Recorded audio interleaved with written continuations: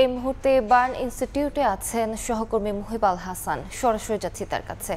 মুহিব, আমি রাজধানীর বার্ন ইনস্টিটিউটে রয়েছে। এখানে বিধ্বস্ত অবস্থা, বিমান বিধ্বস্তের ঘটনায় এখানে ৪০ জনের মতো চিকিৎসাধীন রয়েছেন। এর মধ্যে ৯ জন আইসিইউতে রয়েছে। তার মধ্যে সবশেষ তথ্য অনুযায়ী ৩ জনের মৃত্যুর সংবাদ পেয়েছি।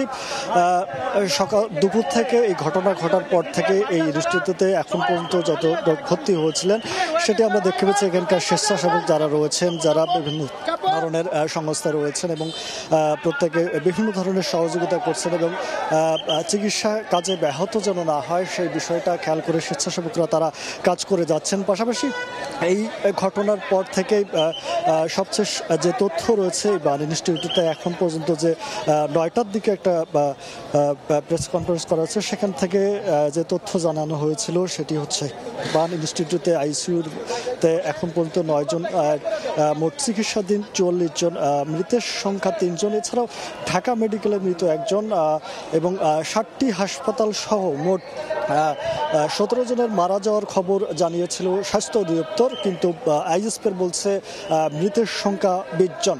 এই দুপুরের এই কলেজের মর্মান্তিক যে দুর্ঘটনাটা ঘটে এবং সেই ঘটনায় অনেকে এখন পর্যন্ত বেশ কিছু শিক্ষার্থী নিখোঁজ রয়েছে।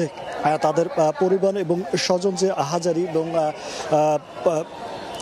মৃত যারা হয়েছেন অনেকে নিখোঁজ এবং নিখোঁজ অবস্থায় রয়েছেন, অভিভাবকরা তাদের স্বজনকে খুঁজে বেড়াচ্ছেন, সেই তথ্যও কিন্তু আমরা জেনেছি। এবং আরেকটি বিষয় রয়েছে, আজকের মতো এখানে বার্ন ইনস্টিটিউটে সবশেষ যে সংবাদ সম্মেলন হয়েছে এবং এটি আগামীকাল সকাল ৮টায় বার্ন ইনস্টিটিউটের পক্ষ থেকে সংবাদ সম্মেলন করে জানানো হবে কতজন চিকিৎসা নতুন করে যুক্ত হয়েছেন, নতুন গুরুতর অসুস্থ কতজন সেটি আগামীকাল সকাল ৮টায় জানানো হবে। এছাড়াও এখানকার সবশেষ যে তথ্য হাসপাতাল কর্তৃপক্ষ পাওয়া গেছে এবং সেখানে সেই তথ্য অনুযায়ী গুরুতর অবস্থায় রয়েছেন প্রায় ১৭ জনের মতো, সেই তথ্যটা জানিয়েছিল। এছাড়া এর মধ্যে আরও ২ জনের খবর, মৃত্যুর খবর পাওয়া গিয়েছে, কিন্তু সেটি হাসপাতাল কর্তৃপক্ষ না, এখানকার স্বেচ্ছাসেবকরা জানাচ্ছিলেন এবং বলছিলেন।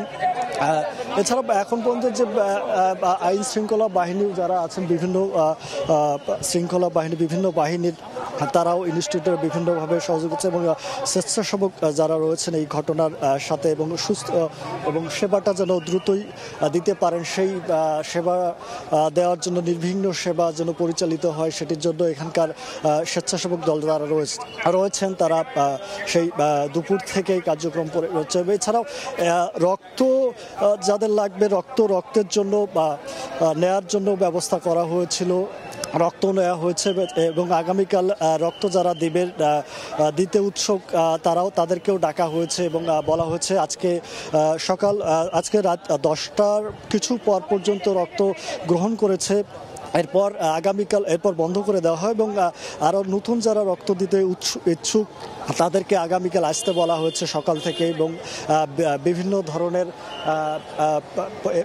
রক্তের গ্রুপের যারা আছেন সবাইকে অনুরোধ করেছে তারা যেন আগামীকাল আসেন এবং যেহেতু রক্তের প্রয়োজন পড়বে সেই কারণেই কিন্তু বলছেন যে রক্ত গ্রহণের কথা। এবং এই যে একটা মর্মান্তিক ঘটনা, যে ঘটনায় একটা হৃদয় বিদারক, যে ঘটনায় পুরো বাংলাদেশকে কাঁপিয়ে দিয়েছে, পুরো বাংলাদেশের হৃদয় বিদারক একটা ঘটনা, অসংখ্য প্রাণহানি, একটা স্কুলে বিধ্বস্তর ঘটনায়। এবং আমরা দেখতেই পাচ্ছি এবং অ্যাম্বুলেন্সে করে বিভিন্নভাবে অ্যাম্বুলেন্স আসছে। আমরা যখন থেকে এখানে উপস্থিত ছিলাম তখন থেকে দ্রুত অ্যাম্বুলেন্স নিচ্ছে। আপনারা দেখতেই পাচ্ছেন স্ক্রিনে যে স্বেচ্ছাসেবক দলরা কীভাবে সহযোগিতা করছেন এবং ভর্তি হচ্ছেন। তবে এখন পর্যন্ত কত সংখ্যক ভর্তি হয়েছে এই বার্ন ইনস্টিটিউটে সেই তথ্যটা আমরা পাইনি সঠিক, কারণ ভেতরের পক্ষ থেকে জানানো হয়নি। তবে পুরো বিস্তারিত এই তথ্যটা আমাদের জানানো হবে। তবে এই যে একটা ঘটনা সেটি আসলে আমাদের বিদারক ঘটনা ঘটিয়ে গেল এবং এখন পর্যন্ত যে তথ্যগুলো ছিল রাজধানীর বার্ন ইনস্টিটিউট থেকে এই ছিল আমার কাছে সর্বশেষ। বার্ন ইনস্টিটিউট থেকে সবশেষ পরিস্থিতি জানাচ্ছিলেন সহকর্মী মুহিব আল হাসান।